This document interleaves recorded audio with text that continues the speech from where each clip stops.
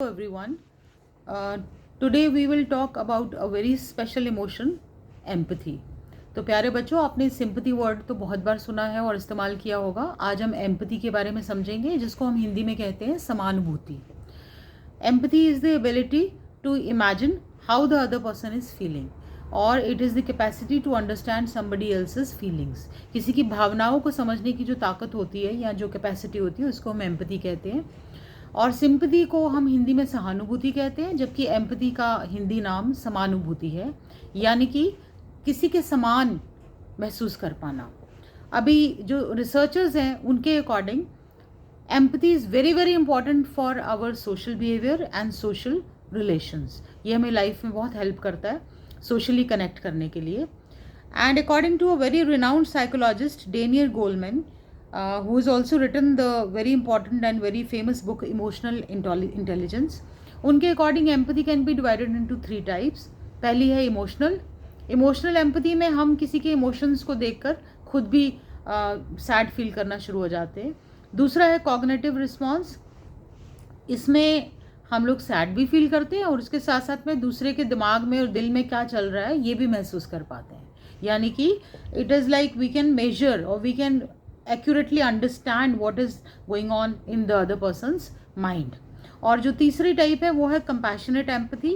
Compassionate empathy में एक कदम आगे जाकर हम ना केवल किसी की भावनाएं समझते हैं, बल्कि हम उसके लिए कुछ करने की भी कोशिश करते हैं. We take a step ahead and we take action to help person in his distress. तो ये तीनों टाइप्स में से जो सबसे ज़्यादा इंपॉर्टेंट और अप्रोप्रिएट माना गया है एम्पैथी को, वो है कंपैशनेट एम्पैथी.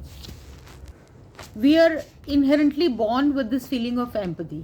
ये पैदाइशी गुण है, सभी में होता है, लेकिन हाँ, it can be developed in your lifetime also as a skill and it can be made better also. There are certain factors which effect empathy. उन फैक्टर्स में जेंडर है, किसी की एज रोल प्ले करती है, या किसी का क्या फैमिली में क्या रोल प्ले कर रहा है वो इंसान, ये भी इंपॉर्टेंट होता है. जैसे कि फादर्स के कंपैरेटिवली मदर्स को ज़्यादा एम्पैथाइजिंग महसूस किया जाता है. And then genetics also play a very important role. ऐसा माना गया है कि कुछ लोग इनबॉर्न ही बहुत ज़्यादा जनरली सेंसिटिव होते हैं, और there are other people who are very cruel, जो कि हम mostly they end up becoming criminals और साइकोपैथ्स. अब हर सिक्के के दो पहलू होते हैं, उसी तरह से इस इमोशन के भी दो पहलू हैं, एक पॉजिटिव और एक नेगेटिव, यानी कि प्रोज और कॉन्स. तो प्रोज में तो सबसे इम्पॉर्टेंट बात यही हम देखेंगे कि जो एम्पथाइज करने की जो एबिलिटी है वो हमें ज़्यादा ह्यूमेन बनाती है, ज़्यादा एक रिफाइंड ह्यूमन बीइंग बनाती है, और हमें हेल्प करती है अच्छे रिलेशंस, अच्छे फ्रेंड्स सर्कल और अच्छी जो दुनिया में अपनी सोशल स्टैंडिंग बनाने में हेल्प करती है. ना केवल प्रोफेशनली बल्कि पर्सनली भी ये फीलिंग जो है एम्पथाइज करने की आपको हेल्प आउट करती है.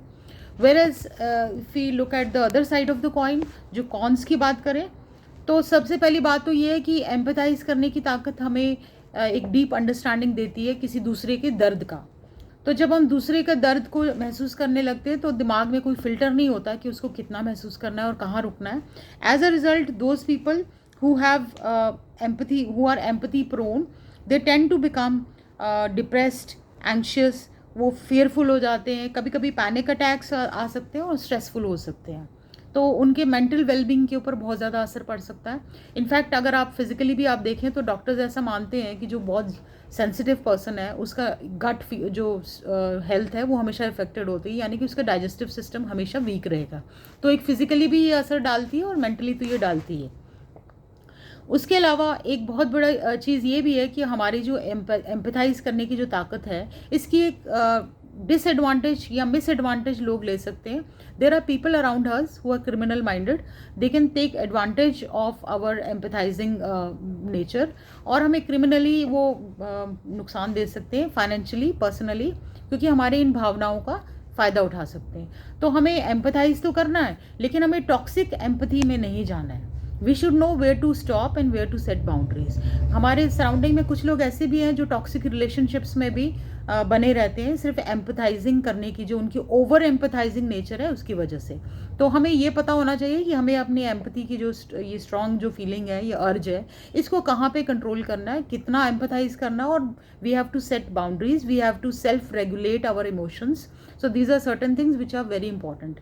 एम्पथाइज करने की ताकत अच्छी है, लेकिन बहुत ज़्यादा इतनी भी अच्छी नहीं है कि लोग हमें नुकसान दे के चले जाए। तो हमें पहले तो अपना पर्सनल वेलबींग हमें देखना है, उसके बाद उससे ऊपर बढ़ के अगर हम लोगों के लिए कुछ कर सकते हैं तो that is a very good thing.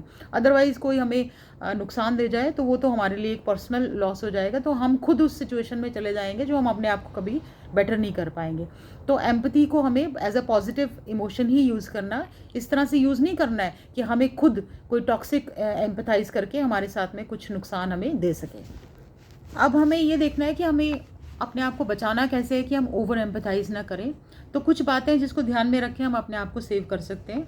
सबसे पहले तो we have to accept our feelings. हमारी जो भी फीलिंग्स हैं उनको हमें फेस करना है, एक्सेप्ट करना है, तभी हम उसको डील कर पाएंगे। We should not be holding our emotions inside, क्योंकि उससे हमें डिप्रेशन हो जाएगा और हमें एंजाइटी हो जाएगी। सेल्फ अवेयरनेस और सेल्फ रेगुलेशन बहुत इंपॉर्टेंट है। और अगर हमारे सामने कोई ऐसी स्थिति आती है कि किसी को हम मदद देने की कोशिश कर रहे हैं, तो सबसे पहले हमें बहुत ज़्यादा उस सिचुएशन को समझना चाहिए। We should be inquisitive and we should be curious, ask questions. ज़्यादा से ज़्यादा सवाल पूछिए ताकि हम उस स्थिति का जायज़ा लगा सकें कि ये जो व्यक्ति है ये वाकई में हमें बेवकूफ़ तो नहीं बना रहा है, ये सच में मदद मांग रहा है या बेवकूफ़ बना रहा है। तो इस तरीके से हम जितना क्यूरियस होंगे हम उतना सवाल पूछेंगे, और हो सकता है अगर वो गलती कर रहा है, आपको गलत तरीके से एडवांटेज लेने की कोशिश कर रहा है, तो वो आपके सवालों से वो बैकआउट कर जाएगा। तो इस तरीके से हम अपने आप को सेव कर सकते हैं। We have to set strong boundaries कि हमें कितना एम्पथाइज करना है, कहाँ करना है, और उसके रिजल्ट्स फिर क्या निकल के आते हैं। ये सब चीज़ें देख के अपने आप को सेल्फ अवेयर रखते हुए हम एम्पथाइज करें, तभी हम अपने आप की सेफ्टी भी देख सकते हैं और दूसरे की भी। तो मैं आशा करती हूँ ये कुछ बातें हैं जो आपको भी हेल्प आउट करेंगी आगे।